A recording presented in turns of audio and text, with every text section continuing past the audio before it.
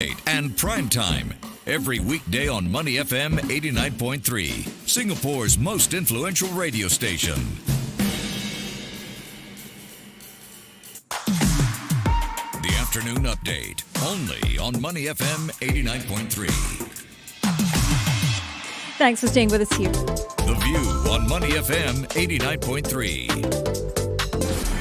Getting a bit ahead of myself. It is Friday and I've got that Friday feeling. Well, thanks for staying with us here on the afternoon update on Money FM 89.3. We're coming to the end of October, and along with that, we're coming into the year-end season. Before we know it, Christmas is going to be upon us. New Year is going to be upon us. But before then, we've got what I like to call theater season. Growing up, Panto was always really big for me at the end of the year. It's got that year-end festive feeling vibe. And when I saw this on the Wild Rice website, I knew that we had to get Pam Ooi on to talk about it. Pinocchio is coming up in November. Yes, one of the world's most beloved characters is being brought to Singapore stage. For those of you who aren't familiar with Pinocchio, he's a wooden puppet who's always dreamt of becoming a real boy, and they're going to take us on quite a journey with that. So they've described this on the Wild Rice website as a hilarious and heartwarming celebration of family, friendship, and the importance of being true to yourself. And it's the perfect holiday treat, they say. Would they lie to us? I like that. Okay. Let's find out more. Pam Ooi, director, joins us now. Pam, thanks so much for taking the time to join us today. Hi. Thank you for having me. And such a lovely introduction. Thank you so much for that. No, not at all. Thank you for joining us. And it must feel good because theater is back. Yes, it is indeed. And we took many stages to get here. So, of course, theaters were closed for a long time, and a lot of people in the theater scene, both on stage and backstage, were out of work.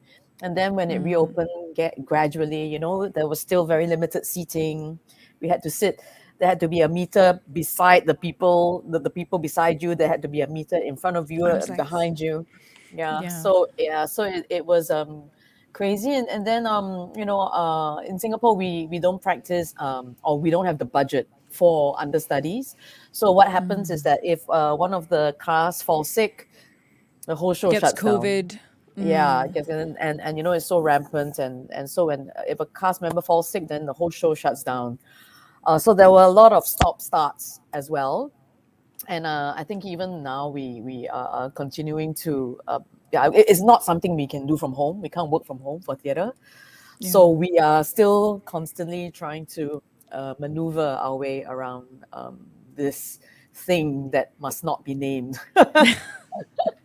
I see. And before we get into your upcoming production of Pinocchio, when I was looking at tickets for Pinocchio, I noticed all of your accessibility settings that you have. Can you tell us more about that at Wild Rice? Because it's quite interesting. You have a number of options that are available. Yeah, so Wild Rice is trying to be more inclusive at the theatre.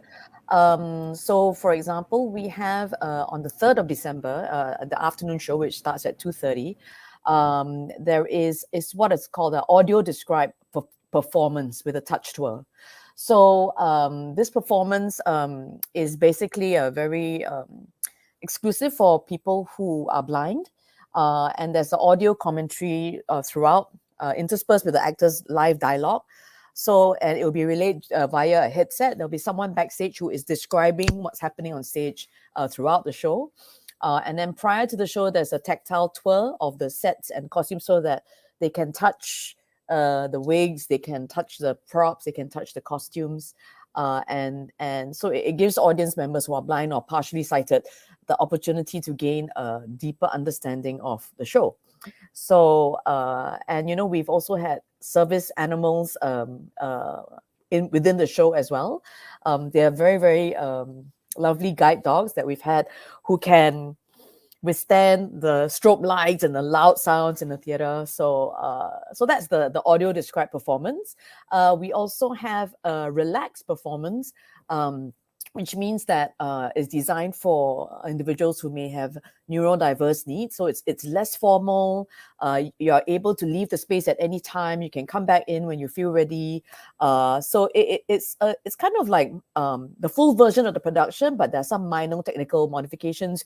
We make everything a bit softer. The house lights remain on throughout the show. It's not so dark, So it's and also there's a safe space where people can go to if they get a bit freaked out.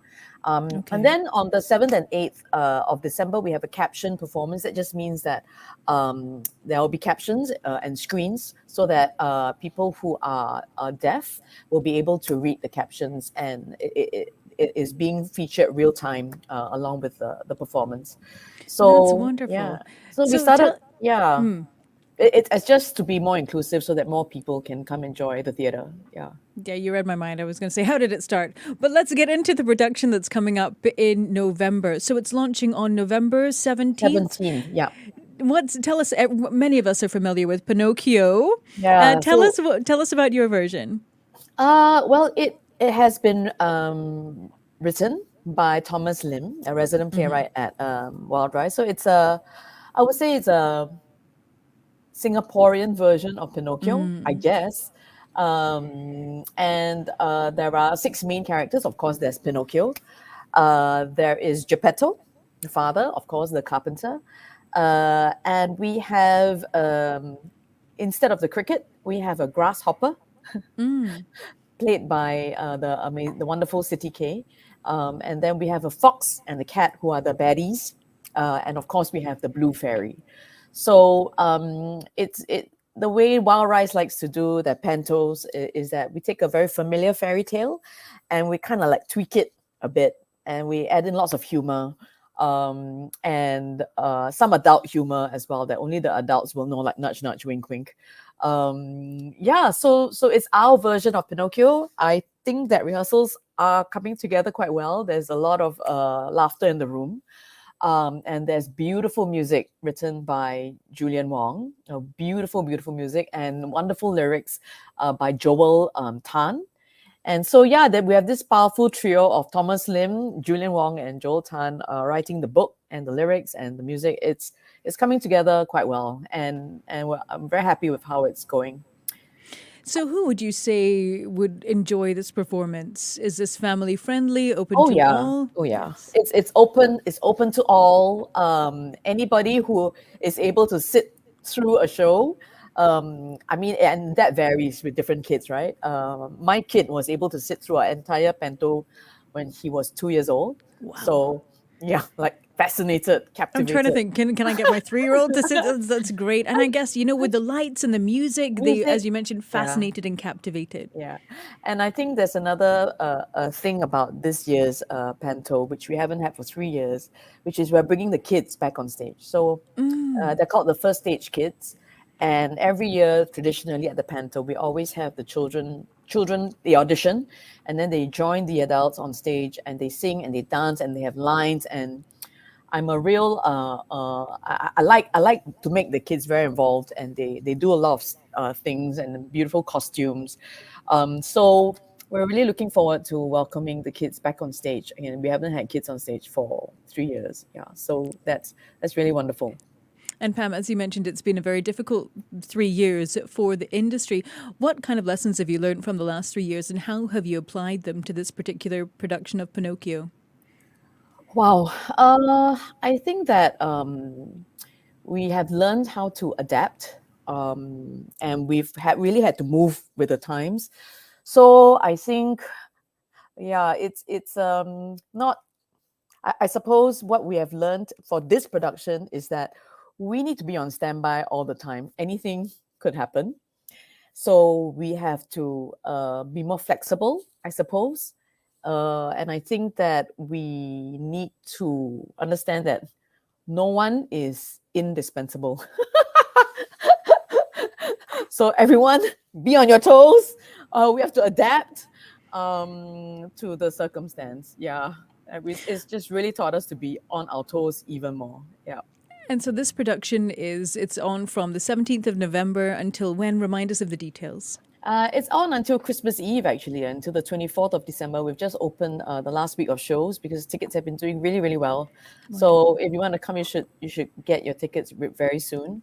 And of course, everyone is wondering, how is Pinocchio's nose going to grow? It's been something that I've been thinking about ever since they asked me to direct this panto. So I think you have to come and watch the show to see how the nose grows. Ooh, what a teaser. Yes, or as G Hopper would say, his wood is growing. Oh my goodness. Nudge, nudge, wink, wink. I Yeah, yeah, see what yeah. you did So there. fit in like, yeah, little nudge, nudge, ring, ring for the adults. Yeah.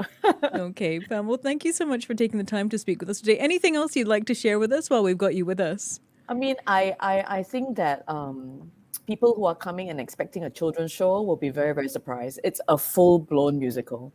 There's Wonderful. nothing very kiddie. It's of course is a children's fairy tale, and it is for kids, but Wild Rice Pantos have a very, very high standard, and it's actually a full-blown musical, full-blown set, full-blown costumes from Tube Gallery, which are our Thai designers. Every year for the panto, they fly in from Bangkok with the costumes, and they are pretty spectacular. So yeah, it's not a kiddie bento type show. It's a Yeah, pretty sophisticated musical. Yeah. So looking forward to it. yes, I wait. I can't wait to present this to the audience. Okay, so you've mentioned costumes. I've got to ask you, you've mentioned Hmm. his nose. What's your favorite costume from the production, if you could name one? Because I know that you guys go into a lot of detail with your costumes. I've been to Wild Rice productions Hmm. before. Yeah, I think at the moment, so my favorite song changes daily, and sometimes my favorite costume changes too. At the moment, I really like the Grasshopper's costume because her name is actually G Hopper. She's a grasshopper that can hip hop. So she's wearing like a green tracksuit, and she has this With some bling. beautiful with some bling, and she has this beautiful Issey Miyake-ish tail, which it looks like a green net at the back, but it's got structure. Oh, you got to come and see it to believe it. Yeah, and then watch CTK hip hop in that costume while delivering her lines. Yeah, I mean it's pretty out there. Sounds And fantastic. we have this amazing actress from Malaysia, May Alyssa, who is playing Pinocchio. Yeah, and she can really move. So, yeah, that is my vision for this panto. Uh, I've casted all six actors who can really move, so it's very physical. And This the sets as well panto. must have been quite demanding because isn't there a scene with Pinocchio? Doesn't he get eaten by a whale at some point? He does. He does. We're working on it. We're working on it. Working on Yeah, your and then whale. working on my whale. And I think that from past experience, we know that kids sometimes it cannot be too real because they really freak out in the theater. We've had Wicked Witches in the past where the kids like really, really freak out because it's too real. So we have to figure out a way to make it real, make everybody believe that they're inside the whale, but at the same time not freak the kids out. So we're working on that. I have to work on the we're working on the whale's voice as well. The whale has a voice. Oh my goodness. Well, Pam, thank you so much for taking the time to speak with us today and for sharing all of that. Thank you so much, Rachel, for having me. Thank you. We've been speaking with Pam Uy, director at Wild Rice. She's directing Pinocchio. It's out on the 17th of November until, as she shared, the 24th of December. You can go and check out more on the Wild Rice website. Thanks for staying with us here on Money FM 89.3. We've got another interview coming up after these messages. OCBC and the Business Times presents the Emerging Enterprise Awards 2022, honoring the bold ambition of Singapore's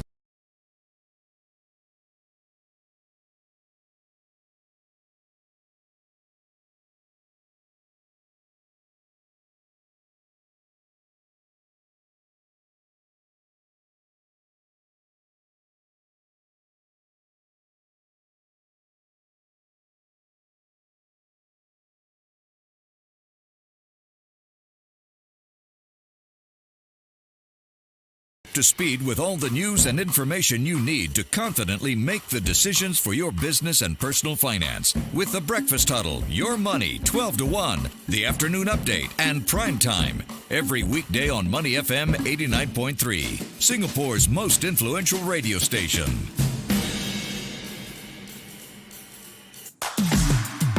The Afternoon Update, only on Money FM 89.3. Thanks for staying with us here on the Afternoon Update on Money FM 89.3. As promised, we've got an especially action-packed Friday for you today. And coming up on the show now, the inaugural STEM Festival is happening this weekend. It's the perfect opportunity for girls looking to explore the limitless possibilities of cutting-edge STEM organizations.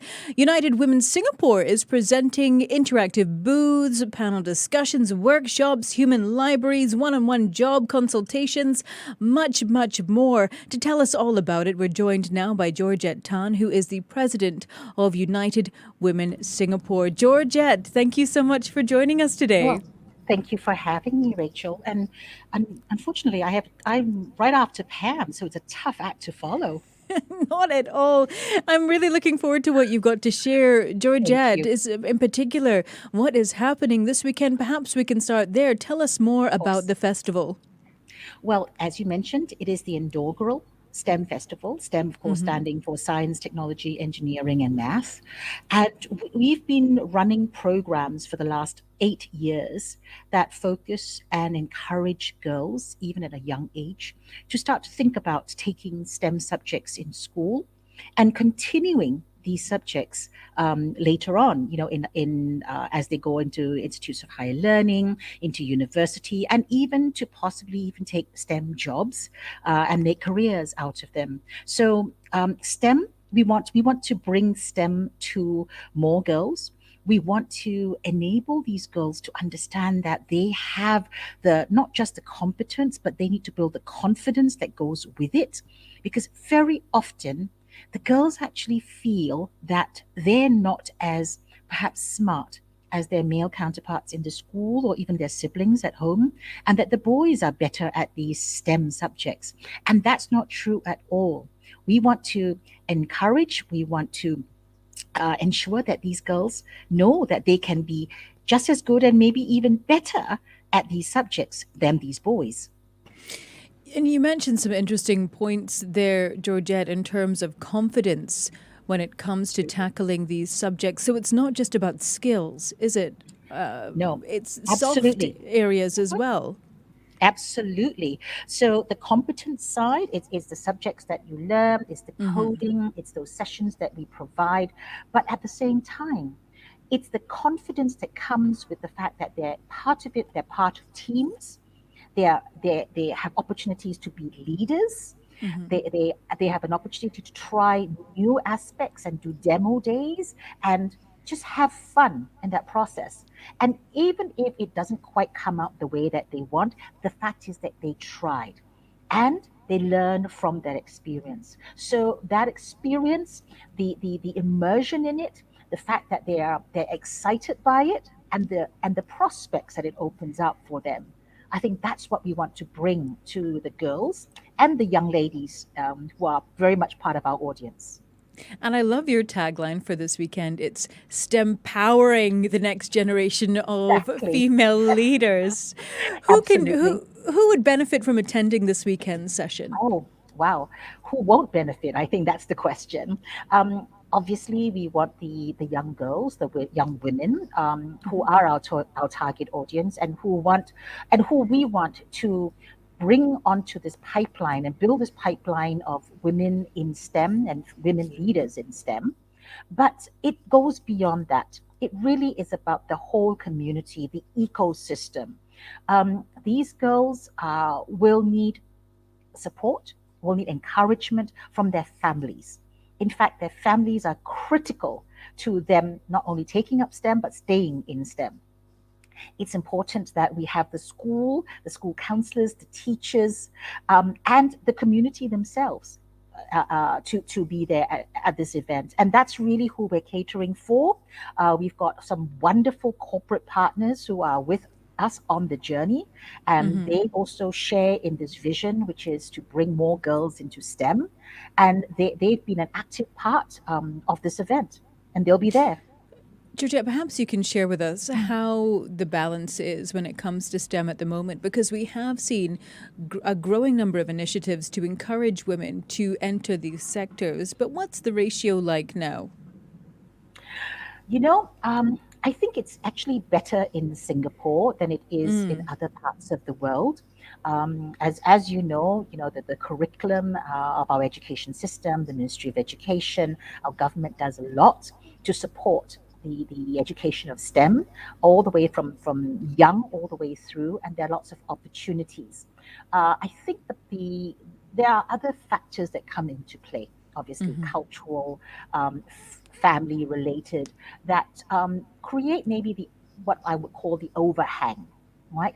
That may hold girls back from actually pursuing STEM in school, or for that matter, as a career. So you mentioned what's happening this weekend. Maybe you can share with us the details. Where is the festival taking place? What time is it on?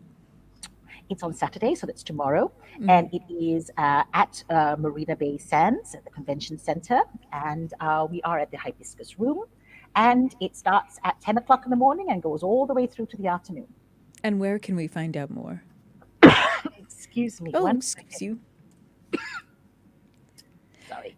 No problem. We're speaking with Georgette Tan, President, United Women Singapore, about the inaugural STEM Festival that's happening this weekend. When I say this weekend, it is happening tomorrow. And she is going to tell us all about where it is. It's at MBS. It's in the Hibiscus Room. Georgette, where can we go to log on and find out more about the event?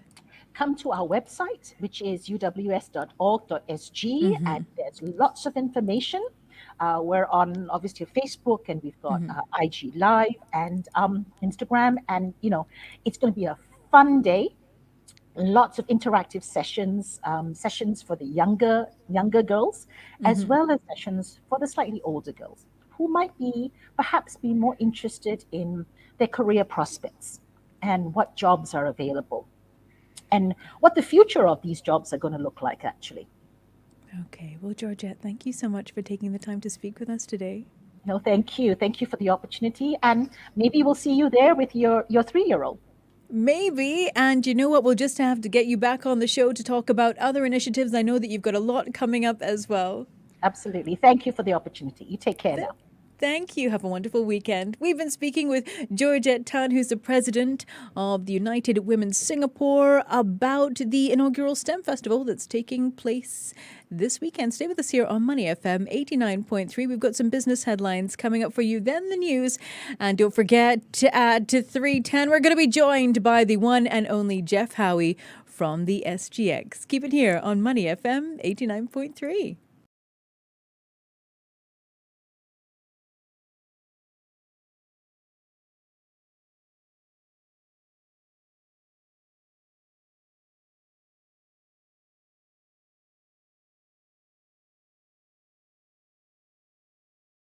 That's after the supermarket chain's net profit declined 4.6%. We will have the details for you coming up in the next hour. Keeping you in touch with the world. Money FM 89.3. Money FM.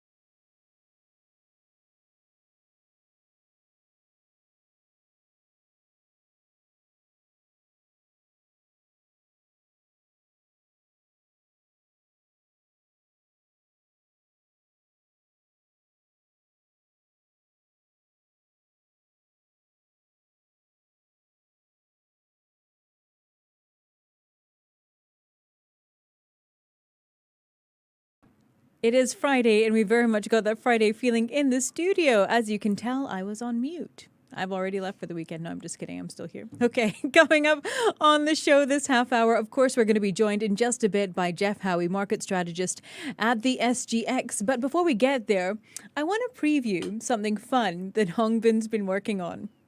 Look at the look of shock on her face.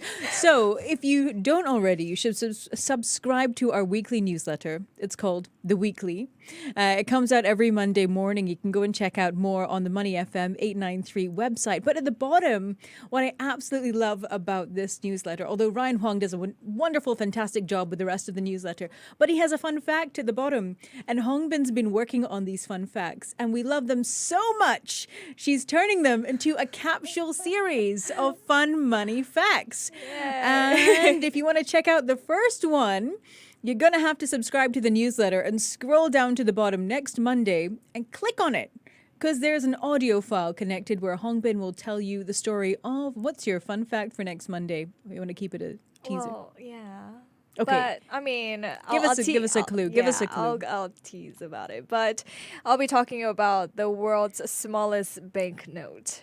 So you just gotta wait for Monday to find out what it is. Okay, so yes, before let's get in and have a look at how markets have fared this week, we'll take a quick look at the STI at the moment, ending the week in the green at the moment. We're currently up 1.6% at 3,064 points. Decliners leading the pack today, 247 to 230 advancers. In terms of volume, we're looking at 1.5 billion securities worth just over $1 billion changed hands so far today. Jeff Howie, market strategist at the SGX, joins us now to break it down. Jeff, have you had a good week? Yeah, I have. Thank you very much. Yourself, Rachel? Hong Bin? All good? So far, so good with us, Jeff. I think we're getting ready for the weekend. We were out of the studio, both of us, in and out the last week or so. So it's good to be reunited as we come to the end of the week. And we're coming to the end of October, Jeff. Can you believe it? Yeah, 1.5 sessions to go. It's happened very quickly, hasn't it? It has. And how has the STI fared for the month of October and I guess more recently for this week? Yeah, it's been quite a volatile month. So far this week, I guess less volatile. The STI is up 3%, up to 3060s after closing at 2970 last week. Like last week, though, a large part of the gain for the week has actually happened today.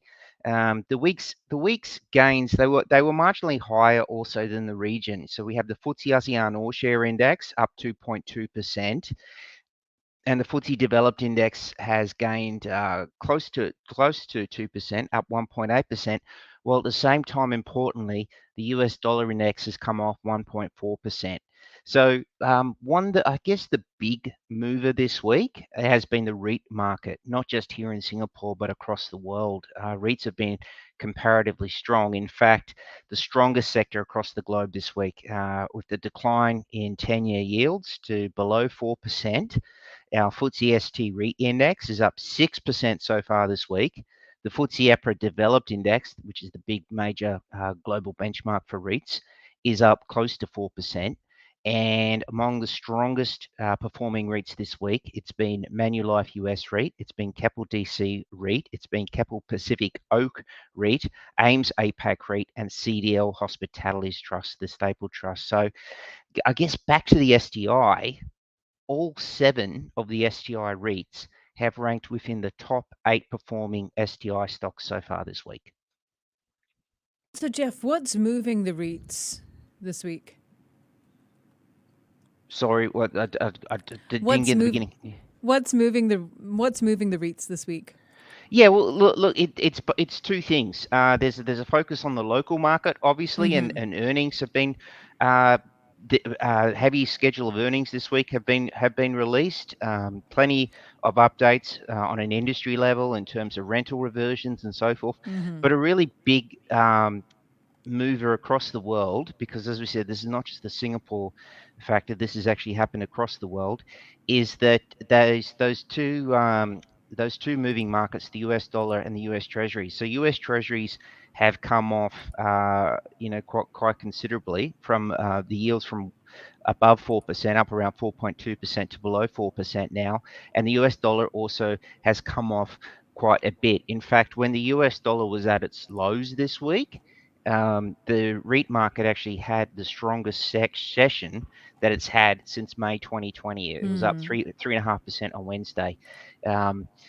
Your REIT market, as we said, takes cues not just from local earnings and so forth, but also the overall tide that affects all REITs across the market. And REITs globally had not been a strong sector this month. In fact, so far still this month, REITs have seen the most net institutional net fund outflows of all the sectors in Singapore this week. So a little bit of a retracement of some of those losses based on interest rate expectations becoming a little bit less hawkish in the long term, which impacted, as we said, the weakness in the US dollar and brought those 10-year yields down.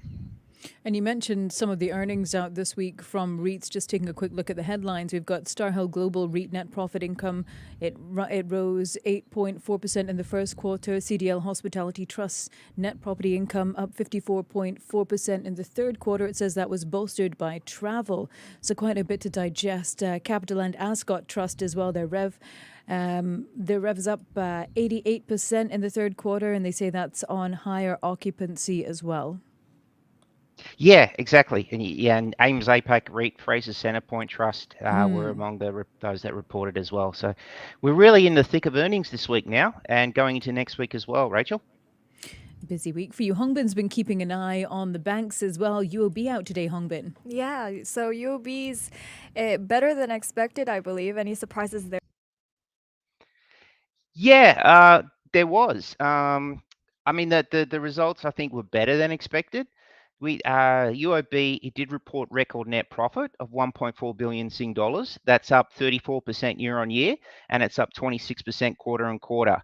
The net interest income, I think, was 2.2 billion Singapore dollars, with two important parts to that. First, the net interest margin did increase to 1.95%. That's expected because the one month compounded SORA did move up to 2% at the end of September, up from 1% at the end of June. And just for your info, it's now higher than 3%. That also, we saw the size of the loan book. So that's the second important component of net interest income, not just net interest margin, but the loan book as well. And that for UOB continues to grow in line with their mid-single digit growth guidance. So the third quarter customer deposits were up 5% from the second quarter, and they were up something like 6% year on year from the third quarter of last year. The mortgage business, it held steady. The credit card fees grew. Importantly, and I guess this was one of the surprise factors to some of the market, Hongbin, was UOB's non-performing loan ratio. It actually retreated to 1.5% after it had risen to 1.7% in the second quarter. And back in that second quarter, we did see DBS and OCBC had actually lowered their respective second quarter NPLs to 1.3%, whereas UOB had actually increased it to 1.7%. So good news that it's been able to pull back that NPL ratio back to 1.5%. And of course, the bank continues to maintain its robust liquidity. At the same time, I guess one interesting fact, a fun fact, is the regional footprint, which continued to expand. In fact, they mentioned that cross-border income had expanded 16% year on year for the first 8 months of this year. So we know that's in the charter of the bank. They expect to complete their ASEAN city acquisitions of Thailand and Malaysia on the 1st of November. So that's very soon. And the Vietnam and the Indonesia component of that acquisition is expected to be completed by the end of next year. And they did also note, on a good note, that of Citi's business that they have acquired, it remains strong, and around 90% of Citi staff have actually agreed to join UOB.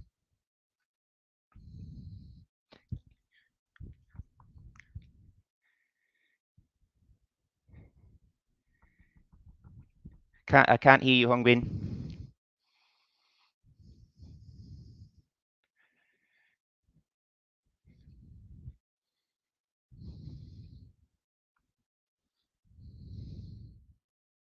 audio. We're going to get him back on the Yeah. line in just a Y- bit. And we're going to talk about what is coming up in the week ahead. Jeff, are you back Hey. with us? Yeah. Yes, I am. Great. Okay, Can Jeff. you hear me too? Yeah, I can now. Okay. Wonderful. So, Jeff, Hongbin was just asking you about what we can expect from other major banks, DBS, OCBC. Are we looking at similar results from them as well? Yeah, look, DBS report before the Thursday open, and Mm-hmm. OCBC will report before the Friday open. I guess OCBC's Helen Wong, she did note at the end of the second quarter that the bank's, I guess, diversified earnings base, its strong capital, its funding and liquidity position actually did allow it to have the flexibility to navigate these uncertain times that we're seeing by pursuing strategic growth objectives. So we might be looking for an announcement from OCBC on strategic growth. We might not. I'm just mentioning that that's what Helen Wong did mention with her results presentation last quarter. But nonetheless, it is very uncertain times. And the three things we'll be watching for, obviously, as we said, the three N's: net interest income, which is driven by both net interest margins and loan growth, as well as non-interest income, which is a little tougher. Obviously, credit card fees are up on reopening, but you've also got more volatile markets mean less trading and investment activity for the wealth management services, and then very importantly to provisions and the net NPL ratio, net provision ratio is super important as well. Non-performing loan ratio, I should say. So that's what we'll be watching for very closely. And so, Jeff, let's talk about inflation now as well, because Singapore's core inflation rose further to 5.3% in September, edging towards a 14-year high. Was that in line with your expectations as well? Yeah, it was the pickup in core inflation, as you said, it was up 5% year on year in September. That was in line and largely attributed to those forces that we all are well aware of: the increases in price, food, services, and retail. The MAS also maintained that Singapore's imported inflation is expected to remain significant for some time. So MAS has had now 5 rounds of tightening over the past 12 months, which has seen 2 of the 3 levers utilised 3 times each. So the MAS actually does project that this year headline inflation will be in the vicinity of 6% and the core at around 4%. For next year, counting the GST impact as well, the core inflation is expected to be at similar levels next year, while to quote the MAS, slowing more discernibly in the second half of next year as the current tightness in the domestic labour market does ease and global inflation does moderate. However, of course, there's upside risks to that, which include shocks to commodity prices, which might threaten that outlook. But I should also mention that, as we said, what's happening overseas really matters, and this does actually parallel the Fed Reserve expectations, because we are expecting the FOMC's Fed funds rate to return to around the 4.25% to 4.5% band at the end of next year, from the higher 4.75% to 5% band at the end of the first half of next year. And I feel like I wasn't here last week, but did Rachel choose a stock to watch for the last week? No, I decided to wait for you, Hongbin. It was too quiet in the studio without you, although Willie did a wonderful job, didn't he? Yes, but we've got to talk about, before we get into what's happening in the week ahead, Hongbin and I have chosen stocks this week. And the stock that I've chosen, Jeff, it was a bit of a pandemic darling. It's currently lower today, I think just over 1% lower. I'm talking about Sheng Siong, the supermarket chain. Its net profit declined 4.6% to $32.8 million in the third quarter ended September 30th. That's down from, I think it was 34 million a year ago. So I'm just curious, Jeff, what's your take on Sheng Siong and their latest set of earnings? Yeah, I think it's actually pretty interesting what Mr. Lim was noting Lim Hock Hee, the Sheng Xiong Group CEO. I think they reported on Thursday, and he did note that the current inflationary environment, it does cause this significant shift in consumer behavior, which I brought up before, towards saving costs. So supermarkets, they're known to provide value for money propositions. So Sheng Xiong Group have that positioning to capture that change in consumer preferences amongst these inflationary times. However, at the same time, while you have that as a positive, Mr. Lim did note that on the operations side, there are heightened near-term challenges that really arise from the high inflation, the COVID-19 induced pandemic, supply chain disruptions, and of course the geopolitical tensions create that inflationary pressure that can increase the costs, the impact, and impacts the margins of the group. So yeah, in a way, there's a multi-pronged impact of inflation, and it's kind of also when you look at that inflationary number that did come out on Tuesday, we did see the market actually gain, and that gain, I mean, you could attribute it to the fact that we were closed on Monday for a public holiday, and you had two nights of gains in the US to catch up to, but you also it also relays the point that pick up in inflation, it does actually have varied impacts in the stock market through the different sectors and the different businesses rather than one directional impact. And you can see that as an example in that stock you've just brought up, Sheng Xiong Group. And what about you, Hong Bin? What's your stock of the week? What are you watching? So I'm going to be watching Sepcorp Marine. Yeah. Because of that mega merger of Sepcorp Marine and Keppel O&M. So yeah, I think it'll be very exciting to watch. It's usually our 25th most traded stock on a day-to-day basis, but today it ranks as our number 5 most active stocks. Wow. After it's announced it's improved the terms for that proposed combination with Keppel O&M. I think it's now set to buy Keppel O&M from Keppel Corp with less dilution to the Sembcorp Marine shareholders and a potential reduction in time to complete the transaction by up to 2 months. So basically, at the end of the day, you've got Sembcorp Marine looking to acquire Keppel O&M from Keppel Corp at an 8% lower consideration. A really big key consideration for this merger or this acquisition of SMM buying Keppel O&M is the potential scope for operational efficiency and the increase in margins that can occur with that, given the combined order book is now in the vicinity of 18 billion Sing dollars. And that this is also we often get asked how much of what happens in the real Singapore economy actually does resonate and transcend into our Singapore stock market. Well, earlier in the week we also had the industrial production numbers, remember, and I think it expanded something. It's now expanded something like 4% for the first 9 months of this year. And our industrial production here in Singapore is driven by 6 key clusters. Electronics contributes the most, around 40%, but transport engineering impacts the IP overall by the least. I think by around 7% it makes up of the overall industrial production output. But in terms of growth, transport engineering has expanded 22% over the first 9 months of this year, whereas electronics, on the other hand, has expanded by 3% thereabouts. So that strong transport engineering component that we've seen in industrial production, it has been a part of our stock market. That we have seen, as we said, Sembcorp Marine share price gain from around 8.2% at the end of 8.2 cents at the end of last year to 12.5 cents today. And then at the same time, Yangtze Jiang Shipbuilding, I should mention, has also led the STI. Can't hear you, Hong Bin, sorry.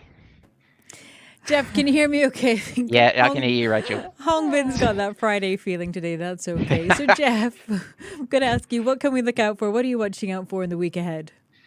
Yeah, I think for Singapore, we've got plenty of data, plenty of earnings, actually plenty of stocks also going ex-dividend. The October SIPMM PMI is due Wednesday. The S&P Global Singapore PMI will be coming out the following day on Thursday. And I think on Friday, we have retail sales here for the month of September. Obviously, a really big number as well is US employment data, which will be due out next Friday night. I think Bloomberg is estimating 200,000 jobs were added after 263,000 jobs were added in the month of September. We also, remember, have the US midterm elections around the corner, scheduled for the 8th of November. And in terms of central banks, we also have the RBA, we have the Bank Negara Malaysia, as well as the BOE meeting next week. And I think ECB have multiple speaking engagements. But for the companies reporting or providing business updates, we have CapitaLand Ascendus REIT on Monday, CapitaLand China Trust on Monday, and CapitaLand India Trust on Monday. On Tuesday, we have Parkway Life REIT. We also have SIA Engineering. And on Wednesday, we have Manulife US REIT and Netlink NBN Trust. Thursday, Aztec Global, DBS Group Holdings, First Ship Lease Trust, OUE Commercial REIT, Sing Post. And ending the week, we also have AEM Holdings, REUS Hospitality Trust, CapitaLand Investment, Fraser Hospitality Trust, OCBC, and Singapore Airlines. A lot to digest there, Jeff. Well, thank you so much for taking the time to speak with us today and join us every Friday. Thanks, Jeff. Thank you so much, Rachel. Thank you, Hongbin. Have a Thank great you. weekend. Bye. We've been speaking with Jeff as he downloaded the latest market moves that you need to know about as we come to the end of the work week. Thanks for staying with us here live on Money FM 89.3 on Facebook, YouTube, and LinkedIn. We'll be back with you live on social media for the afternoon update next Friday. This show is our weekly show every Friday from 2:30 to 3:30 p.m. But don't forget, you can tune into the radio as well. We are live on Money FM 89.3 every Monday to Friday, 1 p.m. until 4 p.m. We've got a half hour left of the show now. Coming up next is the news. So tune in to Money FM 89.3.